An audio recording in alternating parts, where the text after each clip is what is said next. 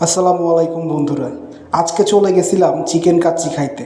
তো কারা কারা আমার মতো এরকম কাচ্চি লাভার তাদের হাতগুলো একটু দেখতে চাই। কাচ্চিটা পাওয়ার পরে সুন্দর করে বিসমিল্লা বলে মুখে দিলাম। মুখে দিতেই দেখি ও মা, ভেতর থেকে একদম চকচকে একটা গুপ্তধন হীরার মতো চকচকে একটা ডিম বের হয়ে আসলো। তারপরে আস্তে করে শশাগুলো কামড় দিচ্ছিলাম, আর বিরিয়ানির যে ফিলটা সেই ফিলটা নেওয়ার চেষ্টা করছিলাম। শশাগুলো এক সাইডে সুন্দর করে গুছিয়ে রাখলাম। গুছিয়ে রাখার পর লেবুর রসটাকে একদম সুন্দর করে চারপাশে মিশিয়ে সবগুলোর সাথে একদম কি যে একটা স্বাদ লাগবে সেটা আপনারা আশা করি আমার খাওয়া দেখেই বুঝতে পারতেছেন।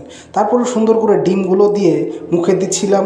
কচ করে একটা মরিচ মরিচ একটা নিয়ে মুখে দিলাম, খুবই স্বাদ। চিকেনটাতে কামড় দিলাম, চিকেনটা যে কী স্বাদ ছিল সেটা আমার এক্সপ্রেশন দেখে আপনারা বুঝতে পারবেন। তো বিরিয়ানির যে আসলে আমাদের যে বিরিয়ানির স্বাদ, সেই স্বাদটা আসলে পৃথিবীর আর কোনো খাবারের মধ্যেই নাই।